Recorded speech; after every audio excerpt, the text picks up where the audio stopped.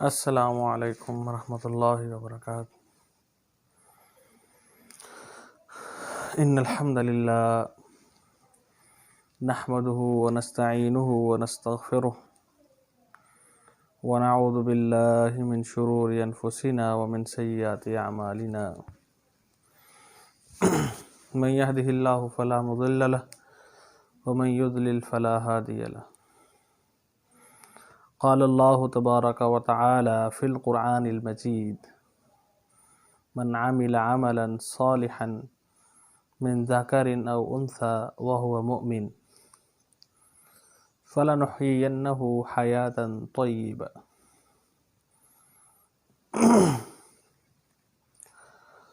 اللہ رب العزت نے ہم سب کو آدم علیہ السلام سے پیدا کیا ہے، مطلب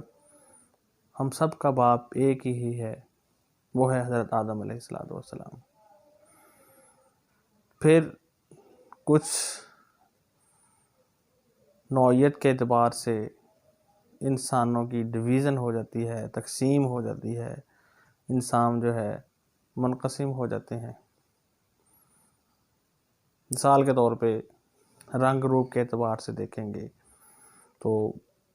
کچھ لوگ ایسے ہیں ان کا رنگ سفید ہے، گورا ہے، کچھ گندمی رنگ کے ہیں، کچھ کالے رنگ کے ہیں۔ قد کاٹ کے اعتبار سے آپ دیکھیں گے کچھ لوگ کا قد ہائٹ زیادہ ہے، قد لمبا ہے، اور کچھ لوگوں کے قد جو ہے چھوٹے ہیں۔ اور اسی طرح مال و دولت کے اعتبار سے مختلف انسانوں کی تقسیمیں ہیں، کچھ امیر ہیں، کچھ غریب ہیں، کچھ بڑے درمیانے طبقے کے ہیں۔ اسی طرح ایمان اور عمل کے اعتبار سے بھی انسانوں کی تقسیم ہے، کوئی نیکوکار ہے، مومن ہے، مسلم ہے، پرہیزگار ہے، اللہ تعالیٰ کا جو ہے ولی ہے، اللہ تعالیٰ کا قرب حاصل کرنے والا ہے، اسلام پر چلنے والا ہے۔ اور اسی طرح وہ لوگ بھی ہیں جو منافق ہیں، فاسق ہیں، فاجر ہیں، کافر ہیں، اللہ کے دین سے دور ہیں، اللہ تعالیٰ کے احکامات سے دور ہیں۔ ٹھیک ہے، تو یہ مختلف اعتبار سے مختلف انسانوں کی قسمیں ہیں۔ لیکن یہاں پر جو بات میں آج کرنے لگا ہوں وہ یہ ہے کہ انسان کی کسی بھی قسم سے جس کا تعلق ہو انسان کا، خواہ گورے رنگ کا ہے، کالے رنگ کا ہے، چھوٹے قد کا ہے، بڑے قد کا ہے، مومن ہے، فاسق ہے، فاجر ہے، جو کوئی بھی ہے، ایک چیز سب کے اندر پائی جاتی ہے۔ وہ چیز کیا ہے؟ یہ سوال ہے ایک کہ وہ کون سی چیز ہے؟ وہ ہر انسان میں موجود ہے، ہر انسان کی وہ خواہش ہے، ہر انسان اس بات کا متمنی ہے کہ وہ چیز اسے مل جائے، اسے حاصل ہو جائے،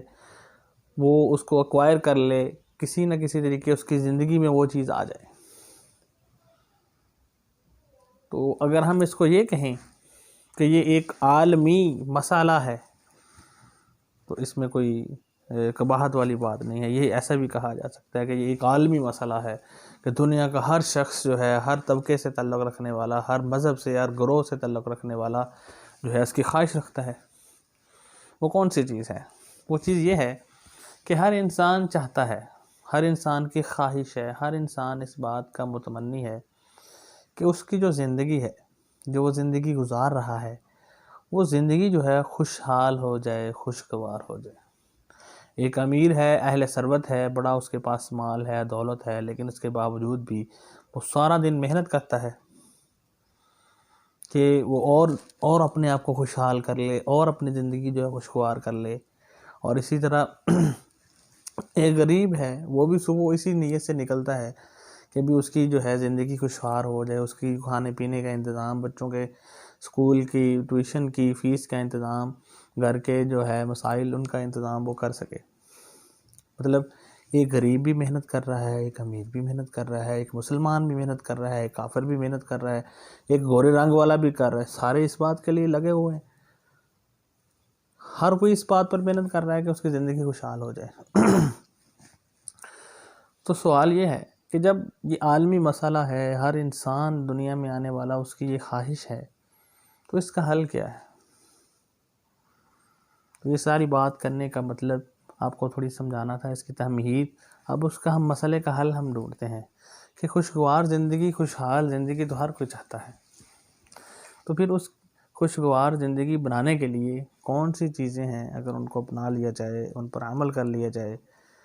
تو انسان جو ہے اس کی زندگی خوشحال ہو جائے۔ تو آئے ہم قرآن پڑھتے ہیں، قرآن میں ہر چیز کا حل موجود ہے۔ تو قرآن کی کچھ آیتیں پڑھیں گے تو انشاءاللہ ہمیں اس سوال کا جواب مل جائے گا۔ سب سے پہلے جو میں نے شروع میں آیت پڑھی، اللہ تعالیٰ فرماتے ہیں من عمل عملا صالحا من ذکر او انثی وهو مؤمن فلنحیینہ حیاۃ طیبہ، کہ جو شخص بھی اس دنیا میں آیا ہے وہ نیک عمل کرتا ہے اس حال میں کہ وہ مومن ہو۔ یہ اس کی ڈیفینیشن، مومن ایمان لینے مسلمان ہو، اس کے بعد اللہ تعالیٰ پر آخرت پر ایمان، یہ اس کی ایک الگ بحث ہے، ہم پھر کبھی نئی الگ ویڈیو بنائیں گے اس پہ۔ تو مومن ہو اور نیک عمل کرنے والا ہو، تو اللہ تعالیٰ قرآن مجید میں ارشاد فرماتے ہیں من ذکر او انثی، مذکر ہے، مؤنث ہے، مرد ہے، عورت ہے، جو بھی ہے، تو اس کی زندگی ہم جو ہے فَلَنُحْيِيَنَّهُ حَيَاةً طَيِّبَةً، اللہ تعالیٰ کہتے ہیں کہ ہم اس کی زندگی پاکیزہ بنا دیتے ہیں، خوشگوار بنا دیتے ہیں، خوشحال بنا دیتے ہیں، ٹینشنوں سے پاک زندگی جو ہم اس کی بنا دیتے ہیں۔ اور اس کے برعکس من اعرض عن ذکری فإن له معیشة ضنکا ونحشره یوم القیامۃ اعمی، اور جو اللہ تعالیٰ کے ذکر سے، اللہ تعالیٰ کے قرآن سے، اللہ تعالیٰ کے فرامین سے، اللہ تعالیٰ کے فرمودات سے، احکامات سے جو روگردانی کرتا ہے، من اعرض عن ذکری، اللہ تعالیٰ فرماتے ہیں فإن له معیشة ضنکا، تو اس کی زندگی خوشحال نہیں بلکہ اس کی زندگی بدحال ہو جاتی ہے، اس کی زندگیوں میں بے سکونی آ جاتی ہے، اس کی زندگی میں ٹینشنیں آ جاتی ہیں، اس کی زندگی سے سکون ختم ہو جاتا ہے۔ جو اللہ تعالیٰ کے احکامات سے اعراض کرتا ہے، اللہ تعالیٰ کے قرآن سے اعراض کرتا ہے، اللہ تعالیٰ کے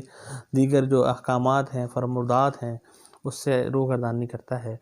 تو اللہ تعالیٰ فرماتے ہیں کہ ہم اس کی معیشت کو تنگ کر دیتے ہیں، اس کی زندگی کو تنگ کر دیتے ہیں۔ تو آیا وہ کون کون سے اعمال ہیں کہ اگر ہم ان پر عمل کر لیں تو اللہ تعالیٰ ہماری زندگی کو خوشحال بنا دے گا؟ تو قرآن مجید کی ایک آیت پڑھوں گا، اللہ تعالیٰ فرماتے ہیں وَلَوْ أَنَّ أَهْلَ الْقُرَىٰ آمَنُوا وَاتَّقَوْا لَفَتَحْنَا عَلَيْهِمْ بَرَكَاتٍ مِّنَ السَّمَاءِ وَالْأَرْضِ، یہ بستیوں میں رہنے والے، شہروں میں رہنے والے، دیہاتوں میں رہنے والے، گلیوں محلوں میں، گھروں میں رہنے والے لوگ اگر ایمان لے آئیں اللہ تعالیٰ پر، وَاتَّقَوْا، اور تقوی اختیار کر لیں، اللہ تعالیٰ کا خوف اپنے دل کے اندر بٹھا لیں۔ اللہ تعالیٰ کے تقوی سے کیا مراد ہے؟ اللہ تعالیٰ ہمیں ہر وقت دیکھ رہا ہے، اللہ تعالیٰ ہمیں ہر وقت دیکھ رہا ہے، خواہ ہم خلوت میں ہیں، جلوت میں ہیں، سفر میں ہیں، حضر میں ہیں، جہاں بھی ہیں، دوستوں کے اندر ہیں، اللہ تعالیٰ ہمیں ہر حال میں دیکھ رہے ہیں۔ اور اللہ تعالیٰ کا خوف، اللہ تعالیٰ کی یاد ہمیشہ اس دل کے اندر رکھنا،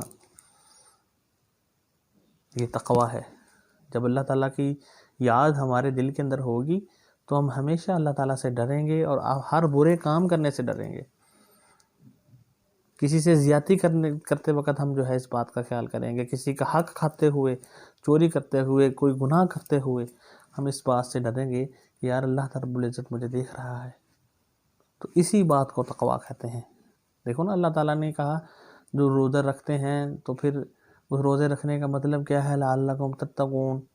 تاکہ تم تقوی کرنے والے، تقوی والے بن جاؤ، متقی بن جاؤ۔ دیکھیں جو انسان روزہ رکھتا ہے، اب تنہائی میں جاتا ہے کمرے کے اندر، اب وہ کھا پی سکتا ہے لیکن وہ نہیں کھاتا پیتا، وہ اس لیے کہ اسے پتہ ہے کہ اللہ رب العزت سے دیکھ رہے ہیں، میرا روزہ ہے۔ یہی کیفیت ہر وقت، ہر لمحہ اس کیفیت کو اپنے اوپر طاری رکھنا کہ اللہ تعالیٰ دیکھ رہے ہیں، یہی تقوی ہے۔ اور اللہ تعالیٰ کے ہر فرمان کو سامنے رکھتے ہوئے گناہوں کو سے بچنا، یہی تقوی ہے کہ اللہ تعالیٰ مجھے ہر وقت دیکھ رہا ہے۔ تو اگر یہ کیفیت کسی کے اندر ہے، وَلَوْ أَنَّ أَهْلَ الْقُرَىٰ آمَنُوا وَاتَّقَوْا، اگر لوگ اللہ تعالیٰ پر ایمان لیں اور اس کا تقوی اختیار کر لیں، اللہ تعالیٰ کا خوف اپنے دل کے اندر بٹھا لیں، تو اللہ تعالیٰ فرماتے ہیں لَفَتَحْنَا عَلَيْهِمْ بَرَكَاتٍ مِّنَ السَّمَاءِ وَالْأَرْضِ، آسمان و زمین کی برکتیں جو ہے اللہ تعالیٰ اس پر ان پر نازل کر دیتے ہیں۔ آسمان و زمین کی برکتیں، جتنی بھی برکتیں آسمانوں میں ہیں، جتنی بھی برکتیں زمین، یہی وجہ نا ہم کہتے ہیں برکت اٹھ گئی ہے، گھروں سے برکتیں اٹھ گئی ہیں، سب کچھ ہے، مال و دولت بھی ہے، سکون نہیں ہے۔ یہی تو وجہ ہے نا کہ آج ہم خوشحالی کیا اصل معنی ہی نہیں سمجھے کہ خوشحالی ہوتی کیا ہے، خوشگوار زندگی کیا ہوتی ہے، کیا پیسہ آ جائے، دولت آ جائے، گاڑیاں آ جائیں، بنگلے آ جائیں، کوٹھیاں آ جائیں، یہ خوشگوار زندگی ہے؟ خوشحال نہیں۔ خوشحال زندگی ہے آپ کی اولاد فرما بردار ہو، آپ بیماریوں سے بچے ہوئے ہیں، آپ ٹینشنوں سے بچے ہوئے ہیں، آپ جو ہے آپ کے اوپر کسی قسم کے مسائل نہیں ہیں، یہ خوشگوار زندگی ہے۔ تو آمنو واتقوا، جو شخص اللہ تعالیٰ کا تقوی اپنے دل کے اندر پیدا کر لیتا ہے، اللہ تعالیٰ فرماتے ہیں آسمان و زمین کی برکتیں ہم اس پر نازل کرتے ہیں۔ اور دوسری بات، ویڈیو لمبی نہ ہو جائے، فَقُلْتُ اسْتَغْفِرُوا رَبَّكُمْ إِنَّهُ كَانَ غَفَّارًا يُرْسِلِ السَّمَاءَ عَلَيْكُمْ مِدْرَارًا وَيُمْدِدْكُمْ بِأَمْوَالٍ وَبَنِينَ۔ اللہ تعالیٰ فرماتے ہیں کہ استغفار کیا کرو، فَقُلْتُ اسْتَغْفِرُوا رَبَّكُمْ إِنَّهُ كَانَ غَفَّارًا،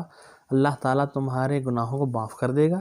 اور اس کے ساتھ ساتھ یُرْسِلِ السَّمَاءَ عَلَيْكُمْ مِدْرَارًا، جب تمہیں بارشوں کی ضرورت ہوگی اس وقت اللہ رب العزت بارش نازل کرے گا۔ وَيُمْدِدْكُمْ بِأَمْوَالٍ وَبَنِينَ، اللہ تعالیٰ تمہاری مال کے ساتھ مدد کریں گے، اور وَبَنِينَ، اللہ تعالیٰ کہتے ہیں ہم بیٹوں کی جو ہے بیٹے دیں گے۔ یہ بھی ایک ہر انسان چاہتا ہے کہ اس کے بیٹے ہوں، اس کی اولاد ہو، تو اللہ تعالیٰ کہتے ہیں میرے سے استغفار کریں، میں تمہیں بیٹے بھی دوں گا، تمہیں مال بھی دوں گا، اور باغات، وَيَجْعَلْ لَكُمْ جَنَّاتٍ وَيَجْعَلْ لَكُمْ أَنْهَارًا، اللہ تعالیٰ کہتے ہیں باغات تمہارے، نہریں تمہارے لیے جاری ہو جائیں گی۔ اور ایک حدیث بھی ہے، قرآن کی آیت بھی ہے، اس کا بھی یہی مفہوم ہے کہ مَن لَزِمَ الاستغفار جعل اللہ لہ من کل ضیق مخرجا، کہ جو شخص استغفار کو لازم بنا لیتا ہے، استغفار کو لازم پکڑ لیتا ہے، جعل اللہ لہ من کل ضیق مخرجا، اللہ تعالیٰ ہر مشکل سے نکلنے کا راستہ اس کے لیے بنا دیتے ہیں، ہر مشکل سے نکلنے کا اس کو پتہ بھی نہیں چلتا۔ اور قرآن مجید کی ایک آیت میں وہاں آتا ہے جعل اللہ لہ من کل وَيَرْزُقْهُ مِنْ حَيْثُ لَا يَحْتَسِبُ، جو شخص استغفار کرتا ہے اللہ تعالیٰ فرماتے ہیں کہ وہ اللہ تعالیٰ اس کو وہاں سے رزق دیتے ہیں، وَيَرْزُقْهُ، اللہ تعالیٰ اسے وہاں سے رزق دیتے ہیں، مِنْ حَيْثُ لَا يَحْتَسِبُ، یہاں سے اس کا وہم و گمان بھی نہیں ہوتا، اس کی سوچ بھی نہیں ہوتی، وہ سوچ بھی نہیں سکتا کہ مجھے یہاں سے بھی مل سکتا ہے، تو اللہ تعالیٰ کہتے ہیں ہم اس کو وہاں سے بھی رزق دیتے ہیں۔ تو اس لیے تقوی اختیار کریں، اور استغفار، بدقادر بشر انسان سے غلطیاں ہوتی رہتی ہیں، ہر انسان سے غلطی ہوتی ہے، خواہ مومن ہے، فاسق ہے، فاجر ہے، ہر انسان سے غلطی ہوتی ہے۔